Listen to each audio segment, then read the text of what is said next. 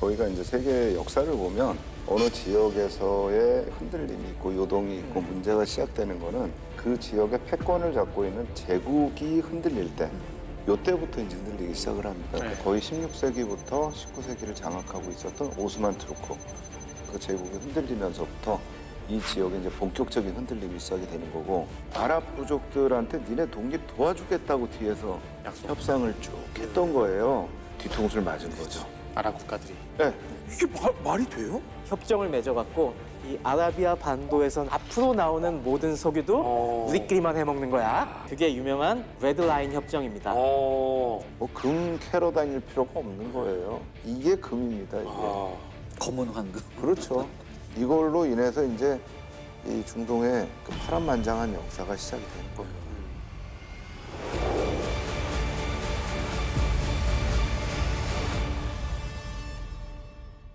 중동의 분쟁을 알기 위해서는 사실 이 시작이 어떻게 됐는가를 알아야 되고 그러려면 왜 강대국들이 이 사이에서 이렇게 이권 다툼을 했어야 됐는지를 알아야 되기 때문에 이 전제 조건을 좀 깔았거든요. 이제 본격적으로 한번 이 이야기를 들어가 보도록 하겠습니다.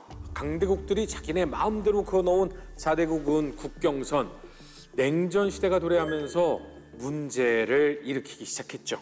45년 냉전이 돼가지고 미국이 중심이 된 곳이 있고 또 소련의 중심이 된 거 우리가 1세계, 2세계라고 얘기하는 어떤 냉전의 축이 있는데 거기에 또 이제 비동맹이라는 게 나오기 시작을 합니다. 이제 첫 번째 나타났던 현상이 49년에 있었던 제1차 중동 전쟁입니다. 그 이후에 1955년에 터키, 이란, 이라크, 영국, 파키스탄 이렇게 5개국이 바그다드 조약기구를 창설을 하게 되고요. 이제 요 50년대 상황에서 또 한 번 이제 흔드는 사건이 일어나는 게 수에즈 운하 사건이 일어납니다. 우리가 이제 수에즈 위기라고 하는데요. 이때가 이제 제2차 중동 전쟁으로 이어지는 건데 1956년에 이집트에서 그 이전에 이미 쿠데타를 통해서 정권을 잡았던 나세르가 수에즈 운하를 국유화를 시켜버리는 거예요. 그러면서 이제 이 안에서 우리가 비동맹으로 나가야 되는 움직임들이 나타나기 시작을 하고 또 그런 비동맹 움직임을 또 소련 쪽이 좀 도와주는 측면이 있었어요. 그러니까 50년대만 보면 중동에 대한 원조가 미국보다 소련에서 주는 원조가 더 많았어요. 그러면서 이 안에서도 많은 충돌들이 발생을 합니다. 60년대 내내 계속해서 이제 전쟁을 일으키는데 그럼에도 불구하고 이제 굉장히 중요했던 거는 이런 분쟁이 일어나도 어쨌든 미국과 소련이라고 하는 컨트롤 타워가 존재하고 있는 상황에서는 이렇게 일어나는 분쟁들이 아랍 전체의 전쟁으로까지는 번지질 않습니다. 그러니까 굉장히 국지전적으로 분쟁들이 일어나게 되고요. 단기전으로. 그렇죠. 그리고 곳곳에서 위기가 나타나요. 사실 50년대 말에는 레바논 위기가 있었고요. 이후에 가면 뭐 시리아, 요르단 다 문제가 생기고 또 이집트와 이스라엘도 계속해서 전쟁을 일으키다가 79년에 가가지고 평화협정을 맺으면서 이제 가라앉고 이런 부분들이 미국의 패권과 소련의 패권이 작동을 하면서 어느 정도 이게 전면전으로 퍼지지 않게 그런 상황들 속에서 조금이라도 더 어쨌든 자원민족주의를 좀 이용하려고 하는 나라들이 있었고 조금 자기들의 목소리를 내려고 하는 목소리들이 있었는데 여기에 이제 굉장히 큰 균열을 가져온 사건이 하나 일어났어요. 그게 사실은 이란 혁명입니다. 이란 혁명. 예, 이란 혁명이라는 게 73년에 1차 오일 쇼크에 이어서 79년에 2차 오일 쇼크를 가져왔기 때문에 이란 혁명이 가져왔던 파급이 굉장히 커요. 그리고 이 이란 혁명이라는 게 이전에는 저희가 혁명이라고 하면 프랑스 혁명 때는 부르주아지 혁명에서 이게 1917 러시아 혁명 이후엔 사회주의 혁명이잖아요. 근데 이때 혁명은 근본주의 혁명이라고 해야 종교 되나요? 회교주의 혁명. 그러니까 이데올로기적인 것이 아닌 뭔가 이슬람 근본주의로 돌아가는 네. 그리고 뭔가 미국이나 소련이라고 하는 이런 체제로부터 벗어나서 네. 어떤 아랍의 본연의 모습으로 가겠다라고 하는 이제 이런 방식의 혁명이 발생을 한 겁니다. 이란이 굉장히 지금 생각하면 폐쇄적인 느낌을 많이 갖고들 계실 거예요. 근데 70년대 이전의 이란을 보면 굉장히 개방적입니다. 네. 미니스커트를 입고 원색의 옷을 즐겨 입고 마치 80년대에 미국 베버리힐스를 보는 것 같은 유럽 느낌. 같은 네. 네. 근데 이걸 깨부수고 오히려 이슬람 근본 원리주의를 따르는 모습으로 돌아가자. 이게 반자본주의냐 반공산주의냐의 문제가 아니라 일단은 반패권으로 가는 겁니다. 그렇기 때문에 이란 혁명이라는 거는 모든 정치적인 부분은 반미, 그 다음에 종교적으로는 세속주의에서 근본주의로의 회귀, 이런 방식으로 나타나게 되니까 이게 79년까지 어느 정도 유지됐던 중동을 한번 크게 뒤흔드는 사건이 돼버리는 겁니다. 자, 이렇게 지금 뭐 이란에서 엄청난 사건이 일어났을 때 당시 이라크의 상황은 어땠을까? 한번 상황을 살펴보도록 하겠습니다. 이라크도 결코 조용하지 않았습니다. 이라크는 앞서 1930년대 드디어 영국이 보호령에서 풀어주고 왕정으로 독립을 시켜주었는데 이 왕정도 순탄하지 않았습니다. 항상 이 신생국가의 가장 엘리트 집단 중에 하나가 장교, 군부지 않습니까? 네. 근데 이 군부에서는 이 왕정이 마음에 안 든 거예요. 어차피 시리아나 이라크 이쪽은 사이크스-피코 협정에 의해서 영국과 프랑스가 우리의 뒤통수 쳐서 만든 정권들이다. 이 허수아비 이런 허약한 왕정으로 우리가 절대로 다시 일어설 수 없다. 그래서 좀 더 급진적인 개혁을 추구하게 되고 젊은 장교들이 많이 경도하게 된 것이 범아랍 민족주의 운동들입니다. 그러니까 이 사람들의 생각은 아랍이 이렇게 지금 뒤처지고 제국주의 세력에게 휘둘리고 있는 거는 우리가 이제 조각조각 다 흩어져 있기 때문이다. 우리가 아랍 민족이라는 기치하에서 우리가 뭉쳐갖고 단합해서 마치 뭐 미국이 이 단합해서 연방을 이뤄갖고 뻗어나가듯이 우리도 그런 식으로 좀 일어서야 된다. 그래서 1947년에 이게 표출이 된 게 이른바 바스주의가 조직화되기 시작합니다. 시리아와 이라크에서 동시에 이제 나타나기 시작했는데 이 바스라는 게 무슨 뜻이냐면은 부흥, 즉 르네상스라는 얘기입니다. 그러니까 이게 바트당이 그거라면서요. 아랍 부흥 사회당. 그렇죠. 본격적으로 드디어 50년대 압돌 카림 카심 장군이라는 사람이 이제 왕정을 완전 뒤엎어버립니다. 이제 쿠데타를 일으켜서 왕정을 전복시키고 또 왕족들을 잔인하게 살해를 합니다.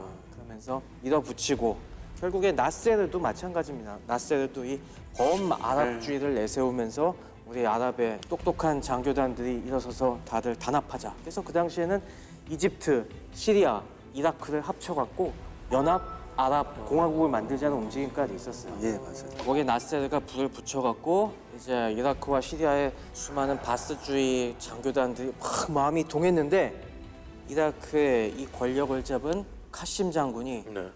여기에 반대합니다. 왜? 카심 장군은 바스주의자는 아니었어요. 그리고 카심 장군은 우리가 저 나세르 쪽에 붙어봤자 우리가 별로 뭐 힘을 쓸 거리가 없다. 그래서 이걸 거부하고 그리고 오히려 공산당 쪽과 결탁을 합니다. 바스당의 슬로건이 뭐냐면 통일, 자유, 그다음에 사회주의예요. 이 세 개거든요. 특히 이 중에서 중시하는 게 뭐냐면 과거 북아프리카부터 레바논, 아라비아, 이란에 이르는 광대한 아랍 제국을 통합한다는 거 아까 말씀하셨죠? 그다음에 여기서 또 하나 들어가는 개념이 뭐냐면은 유럽의 파시즘과 같은 강력한 리더십을 하자. 세 번째가 뭐냐? 정치적인 폭력의 유효성에 대한 신념이 있었어요. 그러니까 쉽게 말해서 선거를 통한 정권이 아니라 엘리트 장교를 해서 그 폭력성에 의해서 정권을 갖는 게 굉장히 유효하다고 생각했던 그런 게 이 바트당의 신념이었어요. 그러다 보니 이 바스주의를 신봉하는 장교단 쪽에서 다시 한번 쿠데타를 일으켜요.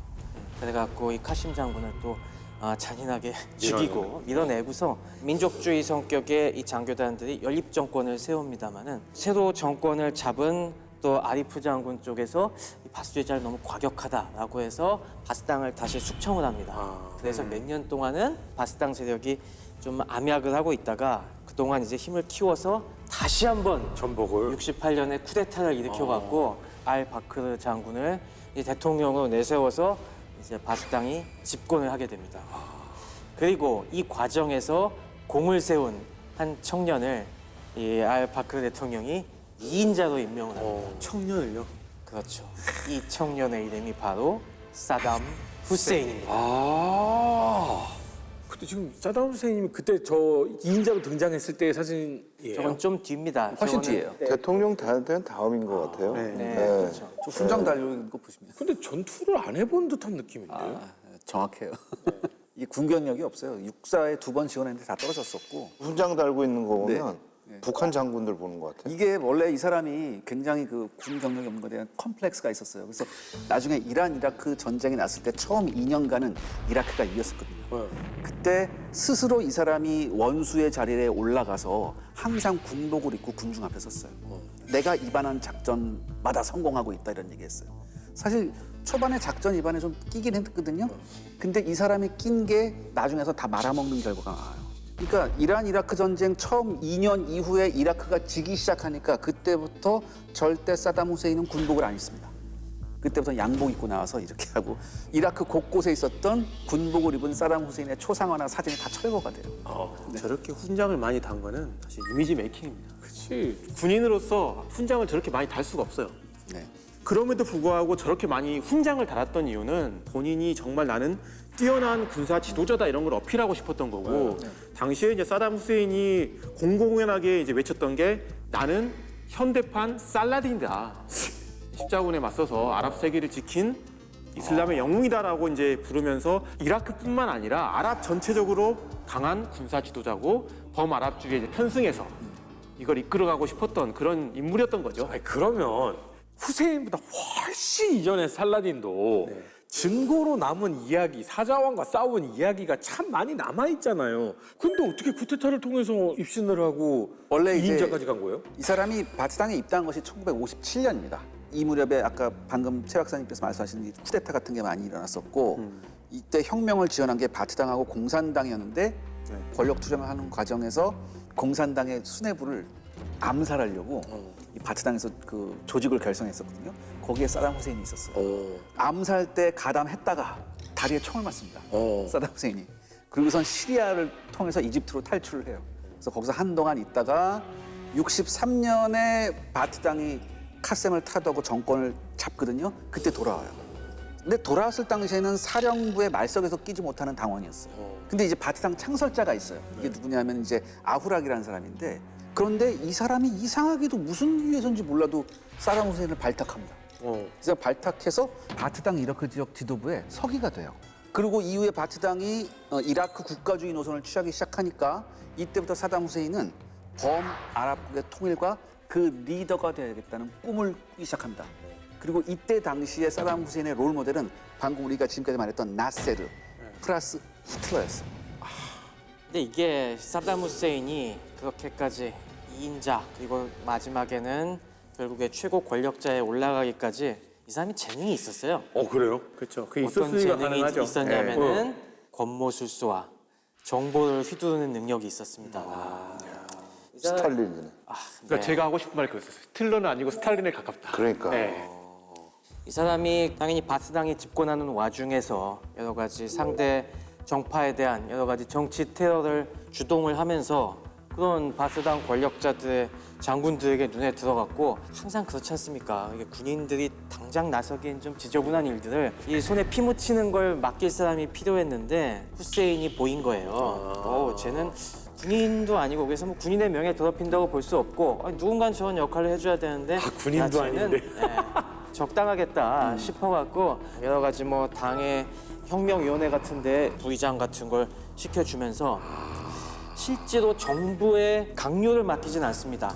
근데 뭘 맡기냐면은 알바크르 대통령이 집권을 하면서 정보기관, 비밀경찰을 사담 후세인에게 맡깁니다. 너 이런 거 잘할 것 같다. 갓 30대 초반인 이 사담 후세인이 그걸 철저하게 이용을 합니다. 그래서 정권 잡자마자 그 당대하면서 반대하는 사람들 딱딱 뽑아낼 수 있었던 게 그 힘에서 나오는 맞습니다. 거군요. 네. 이게 정권 잡았을 때 대통령 취임하고서 수백 명 숙청해버렸거든요. 그래서 알바크르 대통령 시기에 계속 정보기관과 비밀경찰을 휘두르면서 특히 이라크는 아까도 말씀드렸다시피 수많은 분열의 문제가 있었습니다. 가장 큰 문제가 뭐냐면은 이 군부 엘리트들은 순니파 아랍인들이었어요. 시아파가 이라크의 50% 인구 이상이 시아파인데 시아파는 군부 권력에서 철저히 배제가 됩니다.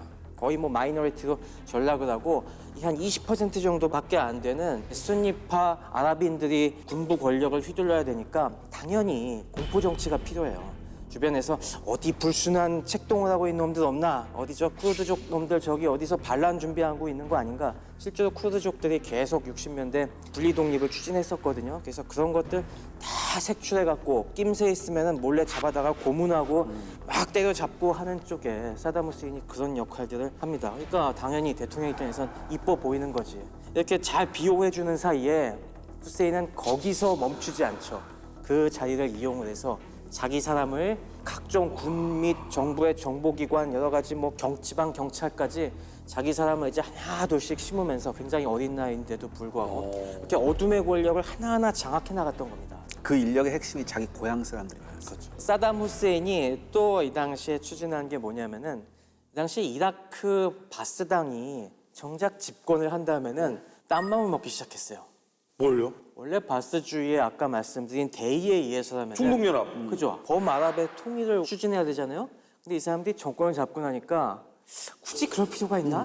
나만 행복하면 되지 뭐. 아, 그지? 그리고 뭐 괜히 나라 합치고 하면 권력을 또 나눠서 머리 아프고 또 권력 투쟁해야 되는데 그러니까 이 사람들이 바스당의 이름을 달고 집권을 했지만은 이라크 독자적인 민족주의, 이라크 민족주의를 이때부터 빌드업하기 시작합니다. 우리 이라크도 찬란한 역사를 가진 나라다.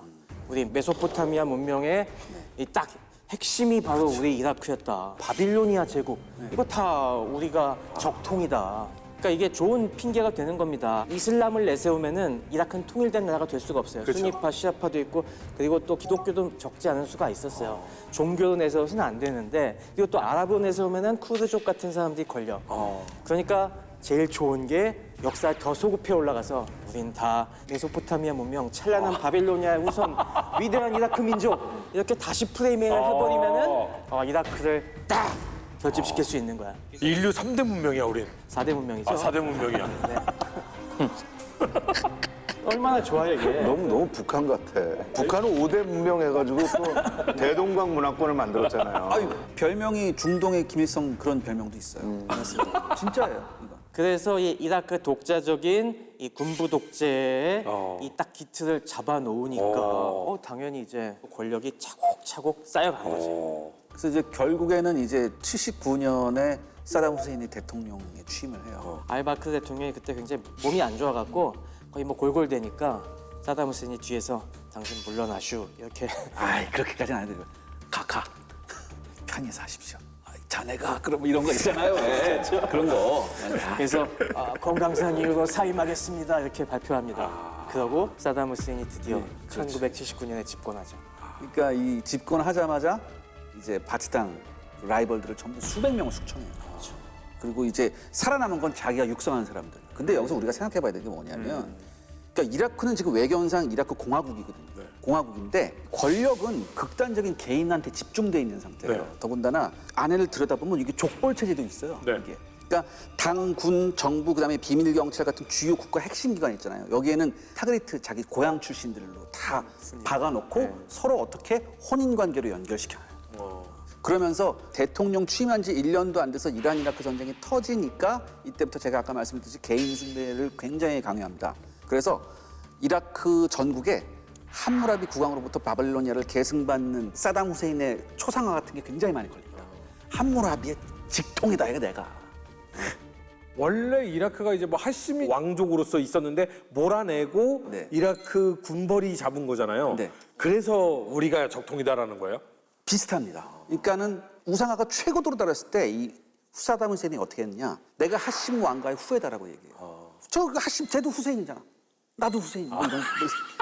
예, 그러면서 어떻게 하느냐? 진짜 하심 왕조의 왕묘를 자기가 스스로 개장을 해요. 아주 웅장하게 개장을 하고 후세인 국왕, 요르단의 후세인 국왕을 자기의 종형이라고 이렇게 부릅니다.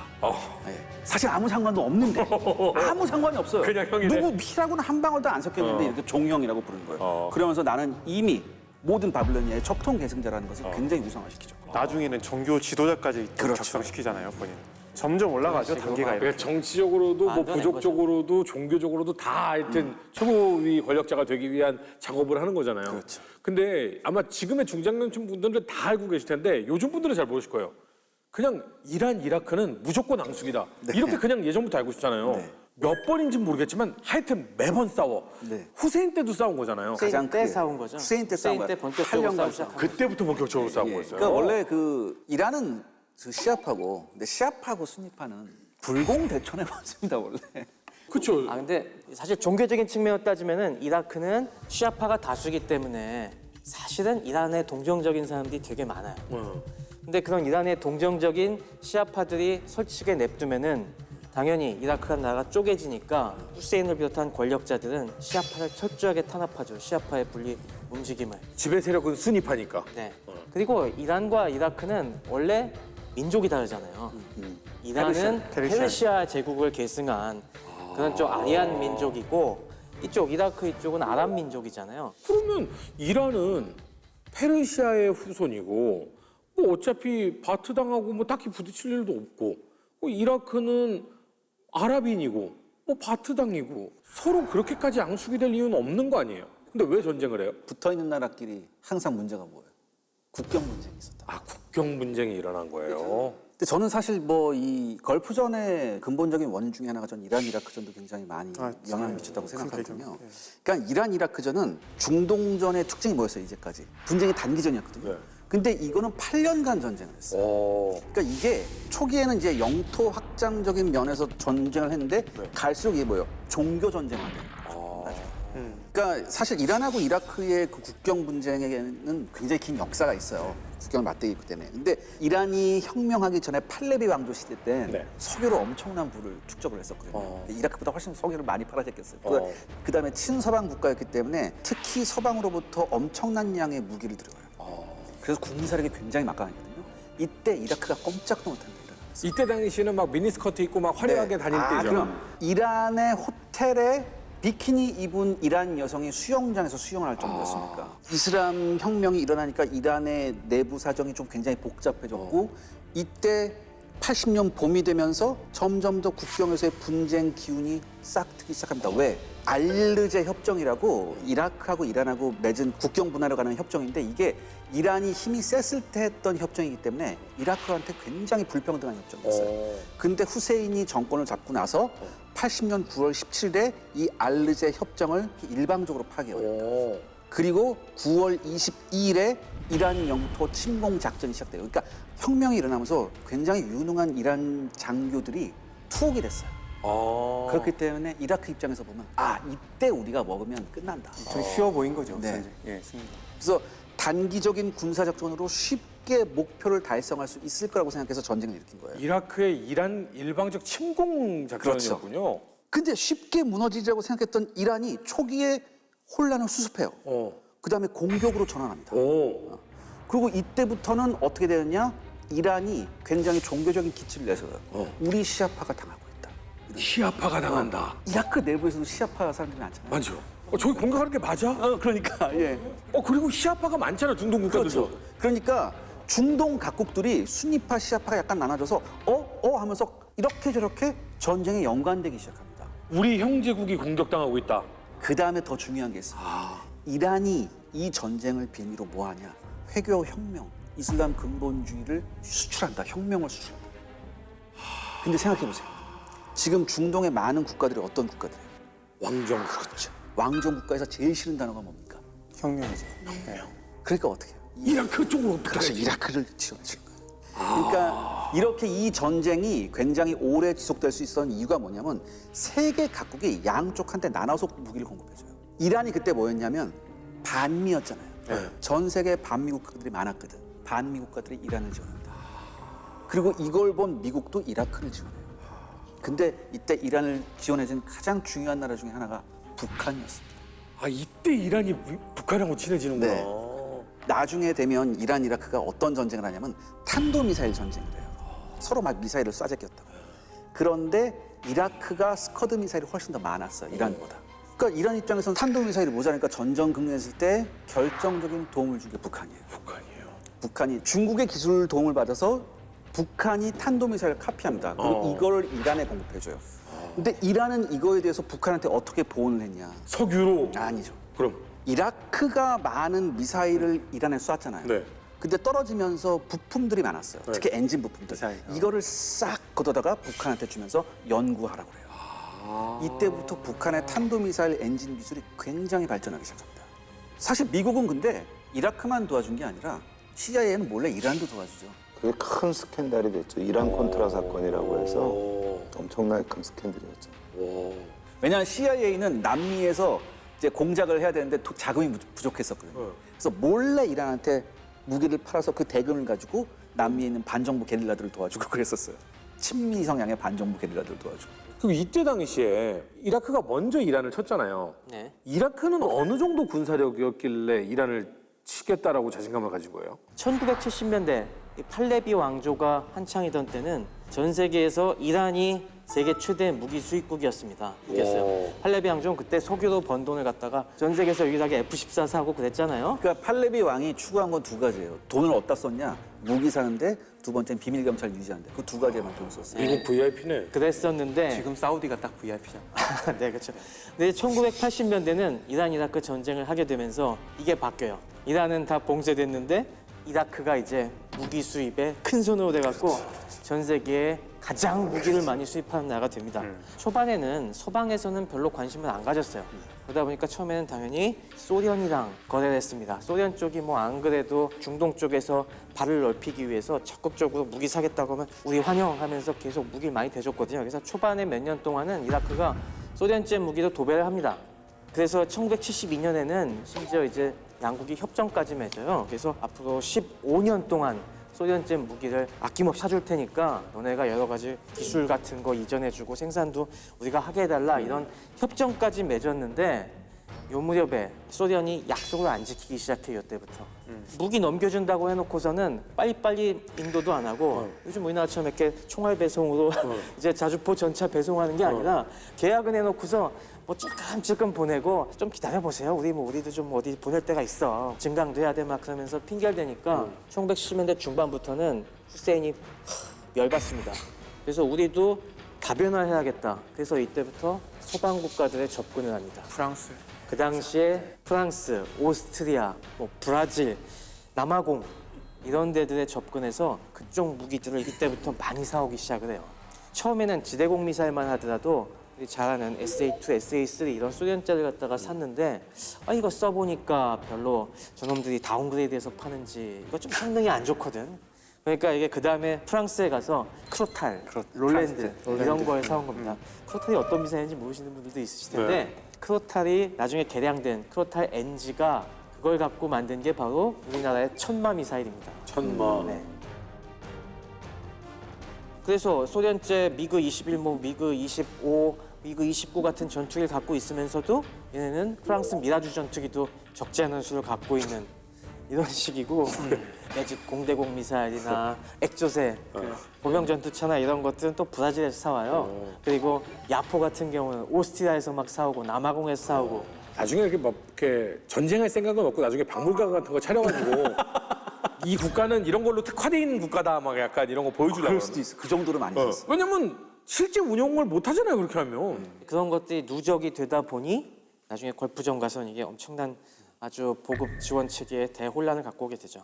지금 이라크 무기들이 무기 전시장 갔다잖아요. 여기에 또 들어간 나라가 북한이에요. 그래요? 예, 북한은 각종 소총용 탄약과 포탄을 굉장히 많이 이라크한테 받았었어요. 그래서 보병용 화기용 탄약은 거의 30%가 북한제라는 얘기가 있었을 정도였습니다. 또 하나 보병용 소화기 같은 경우에는요. 소련제, 중국제, 북한제, 루마니아제, 유고제가 마구 섞여 있었어요. 그다음에 이제 이라크군의 주력 전차가 이때 당시에는 이제 T-54, 55 시리즈가 있었는데 이게 소련제 오리지널이잖아요. 네. 근데 말씀하셨듯이 느리잖아 배송이. 그러니까 왜 이렇게 안 하지? 그럼 어떻게 해야 되지라고 했는데 이때 중국이 들어와요. 중국이 라이선스로 소련제 T-54, 55 전차를 라이선스로 생산하는 게 중국식 59식 전차가 있었거든요. 초기에 라이선스 생산한 이 59식 전차는 초기에는 소련제 오리지널하고 성능이 비슷했는데 네. 하필 이때 문화혁명이 터졌어요. 아. 갈수록 품질이 떨어져 버렸어요. 네. 그러면서 전차가 이상한 방향으로 개조가 됐거든요. 그래서 오리지널하고 굉장히 많이 차이가 있어요. 근데 이때 중국이 어떤 세일즈 포인트를 했냐면 소련제 오리지널하고 성능은 똑같은데 가격은 3분의 2 이런 세일즈 포인트를 제3세계 국가에 했다고 중국이. 그래서 샀단 말이에요. 엄청 샀어요. 나중에 근데 이제 같은 형식의 전차니까 급하면 이게 동류 전환을 해야 되잖아요. 예비 부품이 들어오고 해봤는데 안 맞는 거예요. 그래서 야 이거 똑같은 거 왜 안 맞니? 그러니까 야 그거 걔네들이 잘못한 거야. 이렇게 했어요. 그러면서 이때 중국이 한 번 더 해요. 우리 이거 훨씬 개량한 69식이라고 있어. 이걸 또 들이미는 거죠. 이거 뭐야? 그러니까 지금 소련에서 T-62라고 만들었거든. 그거하고 비슷하다. 처음엔 한 2달 잘 갔어. 2달 후부터 이상하게 엔진에서 조금 뭐 경고등도 들어오고 들어왔다 나가고 뭐 주전자 같은 것도 뜨고 막 이렇게 그런 거예요. 그러다 이제 안 가기 시작하는 거죠. 그러니까 이런 걸 굉장히 많이 겪었어요. 더욱 놀라운 것은 이라크가 그 다음에 그래도 오리지널이 좋다. 그래서 소련으로부터 60일을 들여왔는데 비싸. 또 두 번째, 또 배송이 느려. 이때 누가 치고 들어왔냐? 중국? 북한이 치고 들어왔어요. 북한제 T-62 천마호 전차가 이라크에 팔려요. 이라크군의 평가는 중국제보다 낫다 이거였습니다. 근데 나중에 소련이 이걸 굉장히 심각한 사태로 봤어요. 우리 기술을 받아서 카피한 애들이 이걸 전 세계에 팔아제끼고 있다. 그래서 T-72 전차만큼은 웬만하면 제공을 안 했는데 이라크한테는 제공합니다. 이때 T-72 전차는 125mm 활강포가 있어가지고 세계 최강의 전차포라는 그런 환상이 있었어요. 그래서 서방도 굉장히 바짝 긴장했었고 이라크는 소련과 폴란드에서 생산된 T-72 전차를 대량으로 들어오고 이게 나중에 대부분 어느 데로 들어가냐? 후세인의 SS라고 할 수 있는 후세인의 SS 공화국 수비대 있죠. 이 최정의 공화국 수비대로 들어갑니다. 근데 이게 속을 들여다보면 T-72도 별거 아니에요. 이 전차포 있죠? 이 수명이 100에서 120발이에요. 그럼 포신 갈아줘야 돼. 근데 서방제 전차는 보통 최소가 500발, 잘 나온 건 1000발까지 나옵니다. 그러니까 여기서 완전히 달렸고 엔진 수명은 서방제의 한 3분의 1이면 다행이었대요. 근데 나중에 걸프전에서 보니까 5분의 1이었다 뭐 이런 얘기도 있었고 8년간 전쟁을 하면서 이라크가 엄청나게 무기는 많이 가지고 있었는데 아까 최 박사님께서 아서 유지 보수 상태가 엉망진창이었어요. 거기에 인적 요소도 문제가 있었죠. 장군들이 유능한 장군들은 우선순위가 아닙니다. 그렇죠. 사담 후세인에게 충성하는 충성파 장군들만 득세하는 이런 조직이 되다 보니까 결국에 그렇게 많은 전쟁 경험을 갖췄어도 정작 지휘관들이 그렇게 뛰어난 사람들이 많이 살아남지 못했어요. 겉으로 보기에는 엄청 좋아 보였지만 네. 사실 그 실상을 놓고 봤을 때는 여러 문제들이 있었다. 그렇죠. 여러 문제 정도가 아니라 도대체 이거 가지고 싸울 수 있을까? 하지만 걸프전 당시에는 모든 서방 언론이 이라크 군사력이 세계 4위라고 하면서 대서특필했었습니다. 이게 문제는 뭐냐면 우리는 지금 이걸 알아요. 이렇게 평가를 할 수 있어요. 근데 이제 당시에 이란 이라크 전쟁이 끝나고 나서 미국이 이라크 군대를 평가했을 때는 아니면 뭐 언론에서 평가했을 때는 방금 말씀하신 대로 육군은 세계 4위, 공군은 세계 6위. 그러니까 어마어마한 군사 대국이었던 거예요. 그러니까 특히 이제 미국의 평가를 보면은 일단은 이라크가 이란과의 전쟁에서 실적으로 승리했다는 평가가 되게 많았어요. 그렇죠. 예, 그러면서 이라크 군대를 보면서 충성심이 되게 세고 공세적인 군대고 능력 있는 군대다 이런 평가가 대부분이었고 부정적인 평가에 있어서는 방금 이런 보급 문제 여기까지 다루지도 못했고 이 정도까지만 다뤘어요. 이라크 자체가 가지고 있는 문제점, 민족들이 이렇게 나눠져 있다 보니까 무너질 수 있다는 평가는 있었지 사실 그 구체적으로 이라크군에 어떤 문제가 있다 이런 것까지는 평가를 못했던 거예요. 그러니까 지금까지는 사실 이제 이라크군이 되게 잘된 군대라고만 지금 다들 생각을 하고 있었던 거죠. 근데 지금 보면 이라크가 이란을 이제 침공을 했잖아요. 그냥 일진일반 공방을 계속해서 하고 있는 지리한 전쟁을 몇 년간이나 계속한 거잖아요. 지금 이게 핵심이에요. 지금 8년간 했어요. 네. 그 와중에 100만 명 이상이 죽거나 다쳤습니다. 그죠? 사망자가. 그 얘기는 네. 국지전을 계속하면서 미사일을 쏴대니까 네. 피해는 피해대로 있고 돈은 돈대로 쓰고 네. 지금 이런 상황. 게다가 무기는 맞아요. 계속 수입하고 네. 근데 지금 서로가 지금 거덜나고 있어요. 그러니까 내심 마음속으로는 이 전쟁을 끝냈으면 좋겠는데 명분이 없는 거예요. 또 막상. 끝내는 명분이. 그렇죠. 그래서 결국에는 이제 호메이니가 먼저 강화 협상을 요청을 했고 이제 유엔에서 중재를 해가지고 이 전쟁을 끝내게 됩니다. 근데 어쨌든 핵심은 마음속으로는 둘 다 끝내고 싶었던 거예요. 왜냐하면 더 이상 정치적인 이득이 없거든요. 이랬을 때 링 위에서 잘하는 행동 있잖아요. 굉장히 지루한 주먹 한 번 제대로 안 뻗는 이런 방어전 한 다음에 경기 땡 소리 나자마자 선수들이 하는 행동 있잖아요. 네, 이겼다 하면서. 네. 네. 아니 경기 내내 주먹 한 번 안 뻗다가 네. 그 비슷한 걸 이라크가 해요. 이라크도 전쟁하기 싫으니까 탄도미사일에다 독가스 실어 이제 쏜다. 그리고 실제 이라크가 이제 이때 화학무기에 대한 교리 개발을 엄청나게 했고 그렇죠. 능력을 많이 키웠고 많이 죽였습니다. 실제로. 크루드족도 많이 죽었고. 많이 화학무기로 썼어요. 근데 그때 당시 언론에서는 그걸 가지고 많이 뭐라고 안 했죠. 세계 언론에서. 네. 그러면 그 협정을 깨면서 이라크가 들어갔잖아요. 그러면 이전 상태로 그대로 되돌린다? 현재 상태에서 그냥 끝이었어요. 이라크도 이란도 거의 소득은 무슨 소득? 소득은 무슨 뭐 집안이 다 거덜난 상태죠. 완전히 탈탈 털린 거예요. 이게 바로 걸프전의 시점이 되는 거예요. 직접적인 원인이에요, 이게. 아니 이것 직접적인. 때문에 네. 엄청난 부채를 이라크가 떠안게 되는 거예요. 뭐 이란이야 그동안에 사놨던 무기도 있고 그런 어떤 정신적인 부분도 있지만 이라크는 그게 안 되니까요. 여기저기서 지금 무기 사느라고 엄청난 지금 돈을 빌려놨는데 문제는 석유값이 떨어지기 시작하는 거예요. 아, 그러니까 이게 여기서 지금 석유값이 떨어져요? 80년부터 88년까지 했잖아요. 네. 국가 운영은 둘째치고 부채도 지금 갚을 돈이 없는 상황이 돼버린 겁니다. 이게 참고적으로 당시에 유가가 배럴당 1달러 내려가면 이라크는 연간 10억 달러의 손실을 봤어요.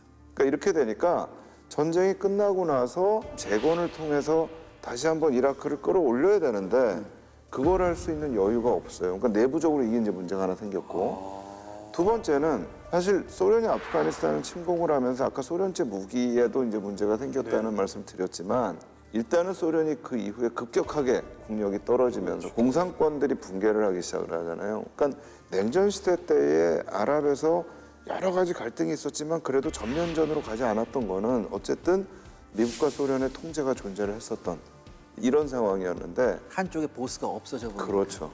한쪽에 컨트롤 타워가 없어지는 겁니다. 근데 이렇게 되면 사고 칠 수 있는 사람은 충분히 사고 칠 수 있는 조건을 만들어 주는 거죠. 이 상황이 지금 이란 이라크 전쟁이 끝나는 시점에서 이라크가 당면했던 두 가지 조건이에요. 하나는 통제를 할 수 있는 힘이 하나 줄어드는 거, 하나는 내부적으로 경제적으로 엄청난 압박을 받기 시작하는 겁니다.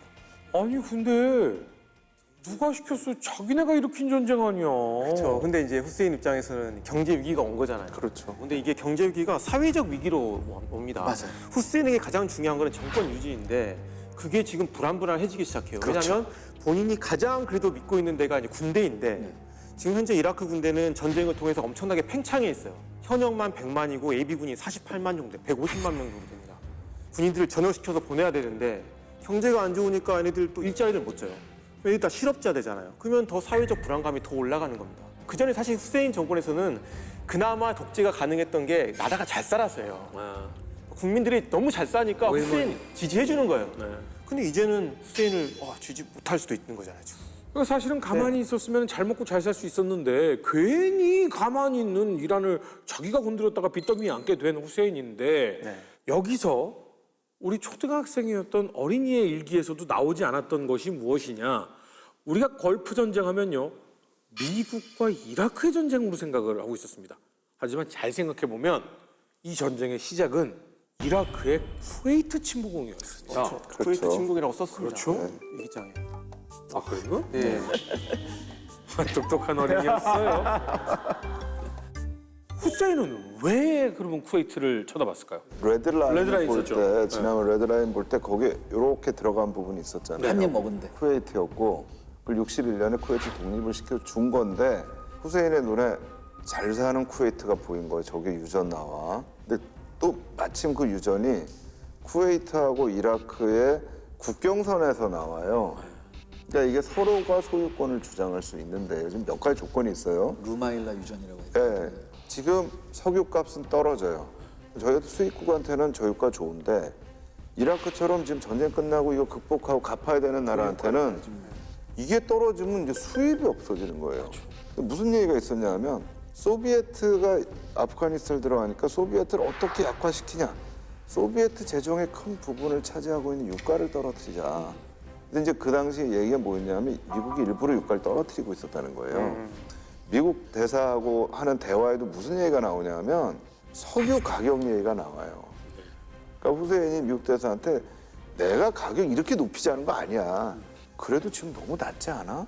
쿠웨이트는 너무 많이 생산하는 것 같아. 맞아요. 쿠웨이트가 그때 증산을 해요. 이런 얘기들이 여기서 오고 갑니다.